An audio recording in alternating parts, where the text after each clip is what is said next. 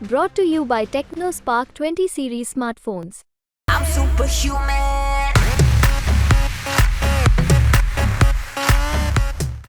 नमस्कार, बिहार तक देख रहे हैं आप और आपके साथ मैं हूं आशीष अभिनव और हमारे साथ हैं जो शख्स अब किसी परिचय के मोहताज नहीं हैं, पहले भी किसी परिचय के मोहताज नहीं हैं, लेकिन अब इनके साथ एक खास पहचान जुड़ चुकी है और बिहार राजनीति में तहलका मचा दिया इन्होंने। हम स्वागत करेंगे बीजेपी के नेता, जी हां, यूट्यूबर से पत्रकार और पत्रकार से बीजेपी के नेता बने मनीष कश्यप का। और हमारे साथ हमारे सहयोगी इंद्रमोहन सर भी हैं और इनसे हम आज जानेंगे कि भारतीय जनता पार्टी में शामिल होने के पीछे की वजह क्या है और इनके आगे की राजनीति अब क्या रहेगी। मनीष कश्यप जी, सबसे पहले भारतीय जनता पार्टी ज्वाइन करने के बाद बिहार तक दफ्तर आने के लिए तो शुक्रिया अदा करता हूं आपका। और मुझे पता होता कि दोनों तरफ जो है, और ये तो हमारे बड़े भाई हैं और मतलब कि पहले भी हम यहाँ पे आ चुके हैं, लेकिन दो दो लोग बैठेंगे और वरिष्ठ पत्रकार और आपका तो आवाज़ मतलब कि मैंने अनेकों बार सुना है, तो मैं बोलता कि ना बाबा ना, एक ही आदमी इंटरव्यू लीजिए लेकिन दोनों आदमी नहीं, अब जब पत्रकार नेता बनता है तो सवाल बड़े होते हैं, वो भी बीजेपी जब ज्वाइन करता है तो सवाल तो होंगे। हाँ, राष्ट्रवादी लोगों से तो सवाल पूछा ही जाता है, ये बात सत्य है। नहीं, कभी उन लोगों से भी सवाल पूछा जाए जो कहते हैं कि भारत के संपत्ति पे जो है बांग्लादेशियों का हक है, रोहिंग्यों का हक है, तो उन लोगों से भी कभी किसका सवाल बयान है ये? पहले आपने शुरुआत ही इससे कर दी। इस सवाल पे आएंगे, इसको अभी स्टे करते हैं, इस सवाल पे आएंगे और ऑन रिकॉर्ड बताइएगा कि ये बयान किसका है। पहला सवाल ये, चुनाव लड़ रहे थे आप, अचानक से ये फैसला कैसे कि भारतीय जनता पार्टी में शामिल मां ने मनीष को मोदी जी के हाथों सौंप दिया और कहा कि मातृभूमि के लिए अब तुम काम करो, और जरिया बने मनोज तिवारी। तो इतना सारा संजोग ही कहें तो बस अब मोदी जी के नेतृत्व में देश का नहीं दुनिया का सबसे बड़ा पार्टी और दुनिया का सबसे लोकप्रिय नेता नरेंद्र मोदी जी के नेतृत्व में मातृभूमि के लिए काम करूंगा, मां के आदेश से।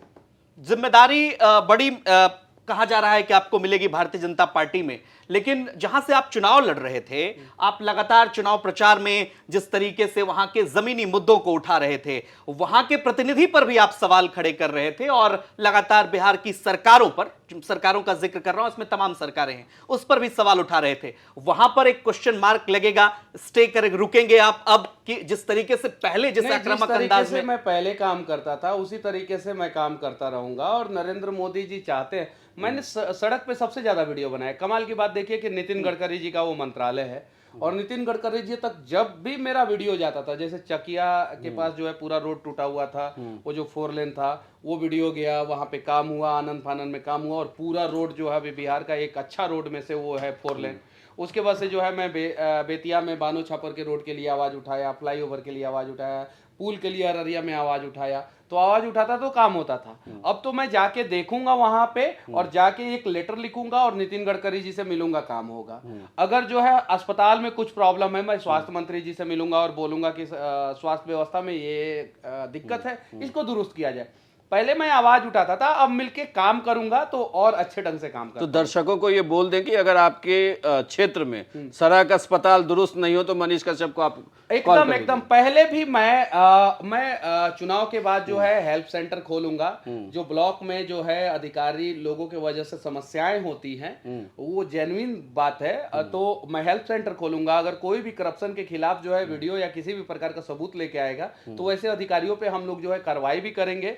और नए सिरे से नरेंद्र मोदी जी के नेतृत्व में जो है हम लोग बिहार को बनाने का प्रयास करेंगे। ठीक है, एक सवाल इसमें चूंकि सर ने एड ऑन करा, क्या अब मनीष कश्यप वहां से चुनाव नहीं लड़ने जा रहे हैं, नॉमिनेशन नहीं करेंगे मनीष कश्यप? कई सारे दर्शक लगातार जब ये खबरें आई कि मनीष मैं चुनाव लड़के देश के लिए, बिहार के लिए काम करता।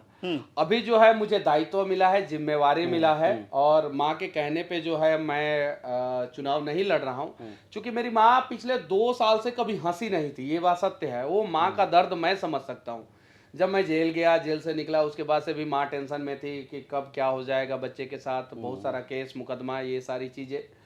तो कभी कभी माँ की खुशियों के लिए भी काम करना पड़ता है और मोदी जी भी अपने माँ को बेहद प्यार करते थे, मैं भी अपने माँ को बेहद प्यार करता हूँ और इसलिए माँ ने कहा कि मोदी जी के साथ मिलकर काम करो और मैं काम कर रहा हूँ और मैं लगातार मातृभूमि के लिए नहीं, एक बड़ा सवाल ये भी होता है ना कि ऐसा हो गया कि मनीष कश्यप डर गए नहीं, मनीष कश्यप को लगा कि लड़ना इतना आसान नहीं। नहीं, मैं आज भी बोल रहा हूं कि तेजस्वी यादव जी और उनके परिवार से मैं आज भी नहीं डरा हूं। मैं जेल से निकलने के बाद भी ये बातें बोला, मैं जेल से जब कोर्ट में आया था उसके बीच में भी मैंने ये बातें बोला। MK स्टालिन और उनके पुत्र जो है उदयनिधि स्टालिन, उनके मतलब की ताकत से मैं नहीं डरा और मैं जिंदगी में कभी नहीं डरूंगा। मैं अपना काम करते रहूंगा। तब आप नीतीश कुमार पे भी सवाल उठाते थे। देखिए अभी भी अगर कुछ गलती होगा तो मैं चीजों को लेके जाऊंगा, नीतीश जी जो मुख्यमंत्री हैं उनके पास लेके जाऊंगा। अगर सुधार नहीं हुआ तो मैं फिर आवाज उठाऊंगा। लेकिन अगर मेरे कहने पे सुधार हो जाए तो फिर क्या दिक्कत है? नहीं, ये भी कहा जा रहा है ना कि जो कहीं फंस रहे हैं वो बीजेपी के वॉशिंग मशीन में आ जा रहे हैं। हाँ, तो मैं तो पहले ही चला जाता ना, जब मेरे ऊपर केस हुआ था। जाना तो यही था ना, पहुंचना बीजेपी के पास ही था। देखिए क्या ये माना जाए कि ये रास्ता था कि ये step by step Manish Kashyap चल रहे थे और फाइनली मनीष कश्यप दिल्ली पहुंच गए? झूठ बोलूं या सही बोलूं? नहीं, मैं आपको एक इसका उदाहरण सच ही बताइए। मनीष कश्यप पुराने अंदाज में बोले या नेता के अंदाज में? पुराने अंदाज में ही बोले। तो सत्य यही है कि मुझे काम करना था और जब दुनिया की सबसे बड़ी पार्टी जो है मुझे मौका दे रही है तो कौन ऐसा व्यक्ति है जो नहीं लेना चाहेगा? आप नहीं लेना चाहेंगे? आप नहीं लेना चाहेंगे? नहीं, मैं तो पत्रकारिता जो कर रहा हूं वो मैं उस कहने के लिए है। देखिए अगर आपके अंदर जो है समाज सेवा की भावना है, दल कोई भी हो सकता है, भारतीय जनता पार्टी क्यों?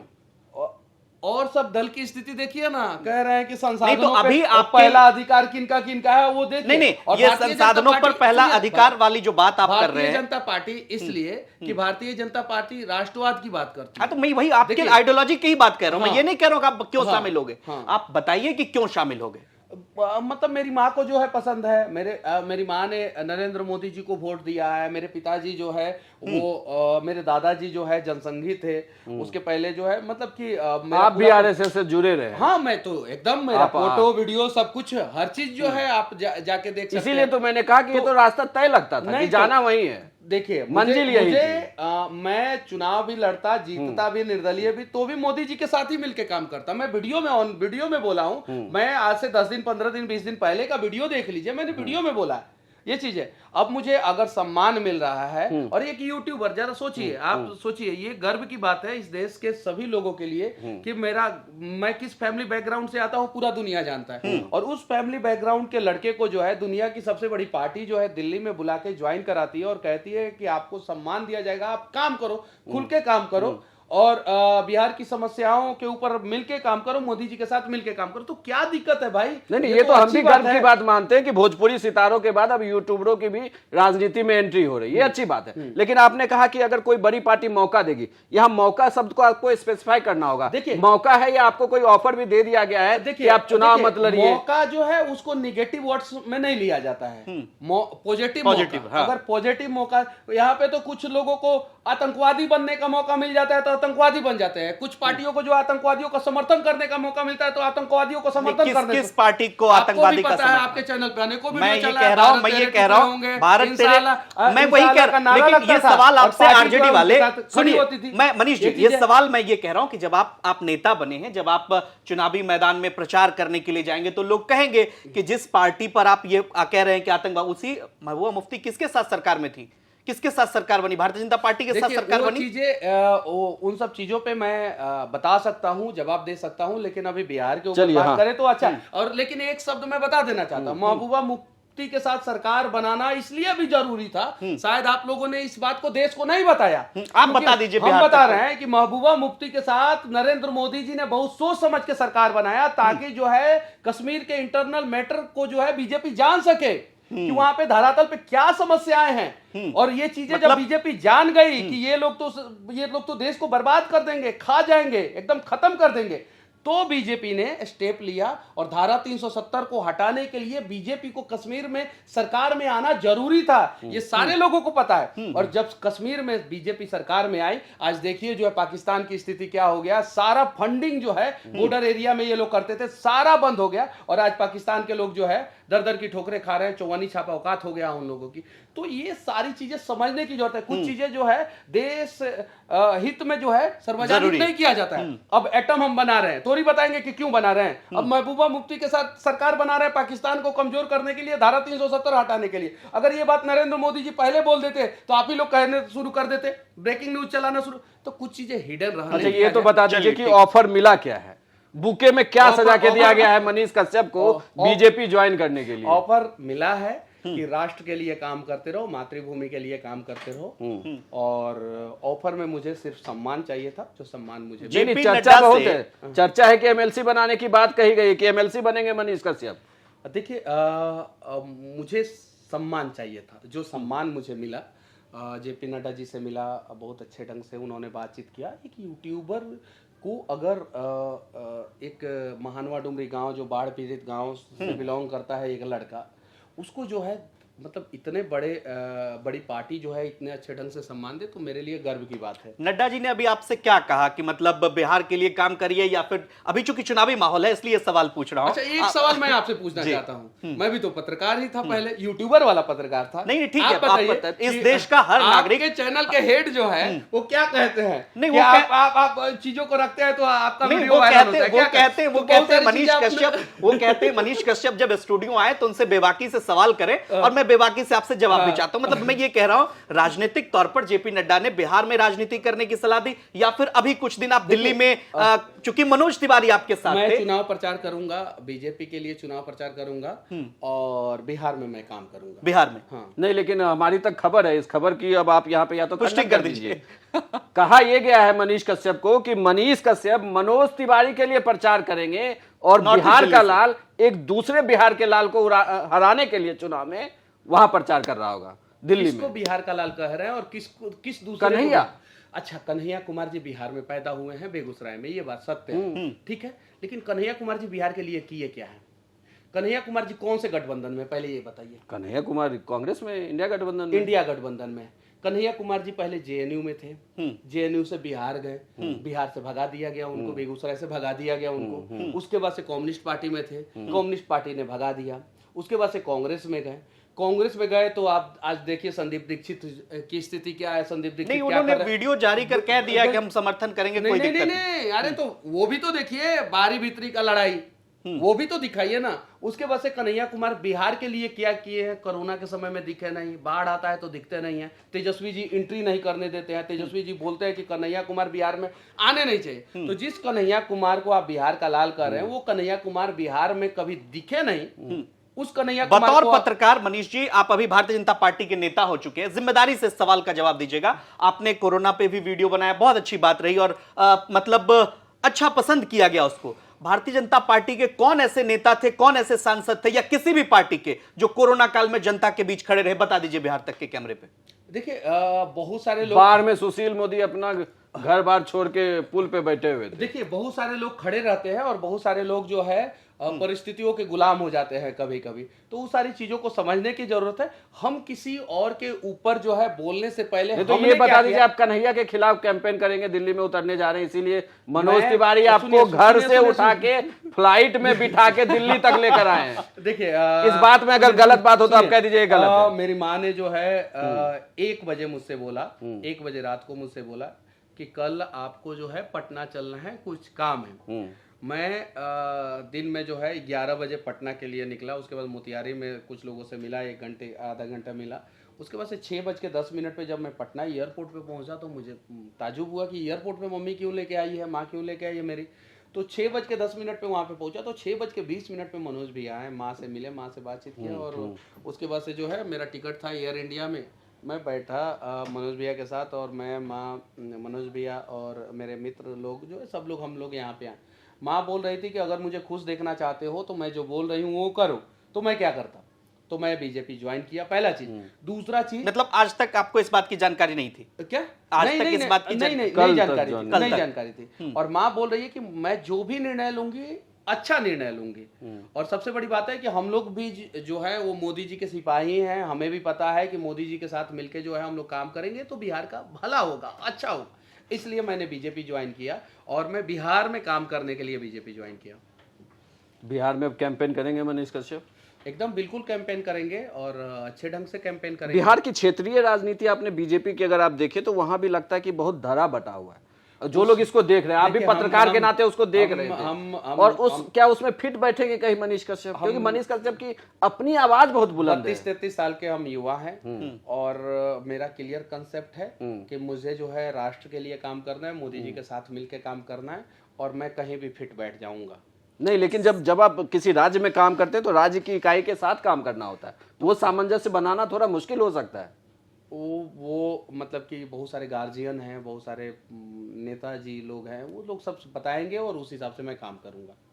कहा यह जा रहा लेकिन था हाँ, कि जहां भी गलती देखूंगा वहां पे आवाज उठाता रहूंगा। बिहार के मजदूरों के लिए हमेशा आवाज उठाता रहूंगा, हमेशा। उनकी सुरक्षा की जिम्मेवारी जो है, पहले मैं उनकी सुरक्षा के लिए आवाज उठाता था, अब उनकी सुरक्षा की जिम्मेवारी मेरे कंधे पे है। ये चीजें है, तो ये सारा चीजें सबसे ज्यादा बिहार में चलिए पहले एक सवाल इससे जुड़ा हुआ ले लेते हैं। कहा यह गया कि भारतीय जनता पार्टी के बहुत सारे नेता हैं बिहार में, दिग्गज नेता भी हैं, लेकिन किसी में भीड़ को इकट्ठा करने की कैपेसिटी नहीं है, इसलिए मनीष कश्यप उसमें मुफीद बैठेंगे और मनीष कश्यप एक युवा नेतृत्व दे सकते हैं, इसीलिए भी शायद आपकी एंट्री भारतीय जनता पार्टी में हुई है। देखिए, मैं क्योंकि उधर चिराग पासवान है, उधर आप तेजस्वी यादव हैं, तो ऐसे युवा चेहरों की भारतीय जनता पार्टी को सख्त जरूरत थी और मनीष कश्यप उसमें फिट बैठ रहे थे। देखिए, मैं ये सारी चीज़ें मैं नहीं जानता हूँ, मैं बस इतना ही जानता हूँ कि मैंने जो काम किया पार्टी नेतृत्व को दिखाई दिया होगा कि हाँ, ये टैलेंटेड है, ऊर्जावान है, ये अच्छा काम कर सकता है, इसलिए पार्टी नेतृत्व ने मुझे मौका दिया होगा। बस इससे ज़्यादा मैं कुछ नहीं बोल सकता। MLC अगर आप बने, विधान परिषद में बैठे, समझ लीजिए कि राज्य की वो सबसे बड़ी सदन है जहाँ पे सारे बौद्धिक लोग बैठते हैं, जो हम लोग मानते हैं, बाकी पार्टी चुन के जिसे भी भेजते हैं, उसमें सबसे पहला अगर कहा जाए कि मनीष कश्यप के हाथों से कौन सा काम होगा वो? पहला सबसे पहले मैं आवाज उठाऊंगा कि बिहार में इंडस्ट्री लगाया जाए, उसके बाद से शिक्षा और स्वास्थ्य पे काम किया जाए। हालांकि काम हो रहा है, लेकिन ये बात सत्य है कि उस लेवल से काम नहीं हो रहा है जिस लेवल से काम होना चाहिए। अगर यहाँ पे बैठ के मैं बोलूँ कि नहीं सब कुछ सही है, तो फिर मैं भी उन नेताओं के श्रेणी में आ जाऊंगा और आप लोग भी जो है, तो मैं उसके लिए आवाज उठाऊंगा। और आप देखिएगा जब मनीष कश्यप वहाँ पे बैठेगा तो पूरा दुनिया सुनेगा कि बिहार में आखिर समस्या है, तो उस समस्या का समाधान क्या है और उस समस्या का समाधान कितना जल्दी होगा। चलिए, आप RSS से जुड़े, आप बीजेपी में आए, बीच में पत्रकार होते हुए मंजिल बीजेपी तक होते हुए मैं पत्रकार होते हुए पत्रकार होते हुए आप यहाँ तक पहुंचे। पत्रकारों एक को और एक है, वैसा राइट है एक जो और है, सामान्य सबको भोजपुरी है। एक्टर हैं पवन सिंह। पवन सिंह को टिकट मिल गया, टिकट लौटा दिए, अब जो है काराकाट में एकदम ताल ठोके हुए कि चुनाव लड़ूंगा। क्या मानो उनके लिए भी कोई मनोज तिवारी जाने वाले हैं क्या?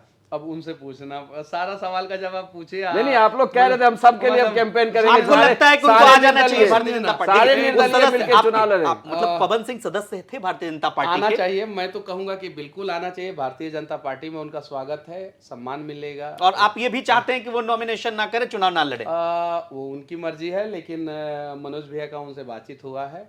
अच्छा, बातचीत हुई है? हाँ, हुआ है। और अच्छा। मैं यही कहूंगा कि उन्हें आना चाहिए, क्योंकि भारतीय जनता पार्टी उनको सम्मान देगी। मतलब ये मान के चले, जिस तरीके से आप बता रहे हैं कि जितने भी निर्दलीय बड़े चेहरे हैं जो इधर उधर कर रहे हैं अभी, उन सबको मनोज तिवारी ही मना रहे हैं। अब उनसे पूछिए। अब मतलब अच्छा, एक आखिरी सवाल, एक और बड़ा आरोप है, जब हम लोग लाइव कर रहे थे उसमें एक सवाल और है। लोगों का ये कहना है कि मनीष कश्यप भले ही आपको मजबूत कैंडिडेट दिख रहे थे वहां, लेकिन मनीष कश्यप में एक बात है कि वो जिस काम को हाथ लगाते हैं ना, उसे बीच में छोड़ के चले जाते हैं। उदाहरण के तौर पे उन्होंने लिखा कि उन्होंने वो यूट्यूबर बने, बड़ी अच्छी आवाज उठाई, लोगों को लगा कि आवाज लंबे समय तक चलेगी, फिर उसमें एक केस हो गया, वो वहां से एग्जिट कर गए, 9 महीने जेल में रहे। हाँ, एक केस ने 18 केस, हाँ, मतलब उनका कहना है कि केस हो गया, वो लगभग अब वहां से एग्जिट कर गए। अब उनमें लगा कि अब नेता बन सकते हैं, चुनाव लड़ने गए, निर्दलीय का हवा बनाई कि निर्दलीय चुनाव लड़ूंगा, नामांकन करूंगा, अब वहां से भी एग्जिट कर गए, बीजेपी में चले गए। क्या ये जरूरी है कि वो बीजेपी में भी टिके रहेंगे? अगर उनकी फिर से जो ऑफर उन्हें बोला गया है वो नहीं पूरा हुआ, फिर यहां से नहीं निकलेंगे वो?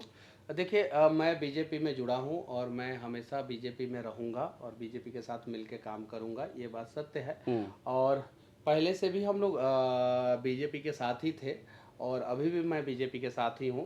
लेकिन एक चीज़ आप गांठ बांध के रख लीजिए और इस वीडियो को एकदम से आप जो है हाइलाइटर में चलाइए या इसको सेव करके रखिएगा।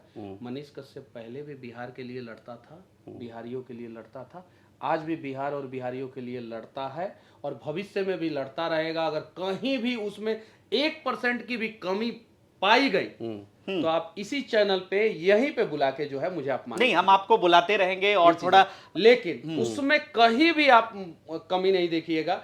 कहीं भी अगर सड़कें खराब होगी, अगर आपको लगेगा कि यहाँ पे सड़कें बननी चाहिए और मेरे तक वो बातें आप पहुंचा सकते हैं, पहुंचाइएगा, मैं देखिएगा आवाज उठाऊंगा। अगर हॉस्पिटल में कहीं भी प्रॉब्लम होगा, आप एक बार मुझसे वहां पे सवाल पूछिएगा, मैं जवाब दूंगा। लेकिन सबको एक प्लेटफॉर्म चाहिए होता है, उचित प्लेटफॉर्म। आप यहाँ पे नहीं बैठे होते तो कैसे पत्रकारिता करते? बिल्कुल। यानी आपका भी महत्वाकांक्षा था कि मैं आज तक में जाके बैठूं, आपको भी मौका चाहिए था आज तक से, आपको भी चाहिए था, तब आप यहाँ पे आए। और तब जो है आप एक मतलब कि आप सोचे हैं कि आज तक में रहेंगे, बड़ा चैनल है, इज्जत मिलेगा, सम्मान मिलेगा और सैलरी के रूप में पैसा मिलेगा तो परिवार भी चलेगा।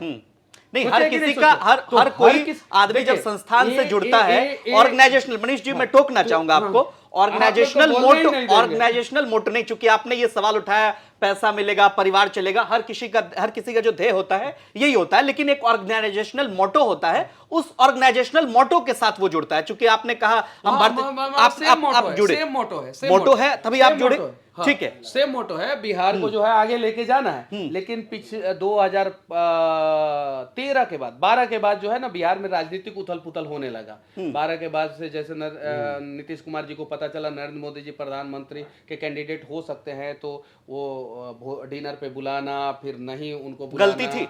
फिर उसके बाद से सत्ता बार बार पलट जाना, 2.5 साल में सत्ता पलट जाना, 2015 में दूसरा सरकार का आ जाना, 2013 में दूसरा सरकार का बन जाना, 13 महीना के लिए जीतन राम मांझी का बन जाना, फिर 2015 में चुनाव होना, आरजेडी का चुनाव में जीत जाना, 2017 में फिर बदल जाना, 2020 में फिर चुनाव होना, उसके बाद से फिर बदल जाना, 22 में बदल जाना, फिर 24 में बदल जाना। तो ये सारी चीजें जो है बिहार पिछले 10-12 साल में तो कुछ तो गड़बड़ हुआ है। मनीष जी, तो इन जितनी गड़बड़ियों को आप गिना रहे हैं, मुझे बहुत मतलब ये ऐसा लग रहा है कि आप नीतीश कुमार की कमियां बता रहे हैं यहाँ पर इन सारी चीजों को बताते हुए, क्योंकि इनके पीछे की वजह जब जेल से मैं निकला था तो मैंने एक बात बोला था, उसी समय बोला था कि नीतीश कुमार जी सब कुछ ठीक है, जो भी गलती हो सकता है उनसे, लेकिन एक चीज है कि वो पत्रकारों को आजादी देते हैं। मैंने पहला स्टेटमेंट दिया था और आपके चैनल पे दिया था मैंने ये चीज है। हालांकि ये बात सत्य है कि कुछ इर्द गिर्द के लोग जो है गड़बड़ी करते हैं, जिससे पूरा पार्टी बदनाम होता है, पूरा संगठन बदनाम होता है, पूरा ऑर्गेनाइजेशन बदनाम होता है। लेकिन ये भी बात अटल सत्य है कि नीतीश कुमार जी निहायती ईमानदार नेता है, इसको कोई झुठला नहीं सकता, पूरा देश में कोई नहीं झुठला सकता है। और ये भी बात अटल सत्य है कि नरेंद्र मोदी जी राष्ट्रवादी और ईमानदार नेता हैं। तो उन लोगों के साथ मिलकर काम करने में जो है मुझे भी अच्छा लगेगा। बीजेपी जितने भी सीट पे चुनाव लड़ रही है वो सारी की सारी सीटें बीजेपी जीतेगी।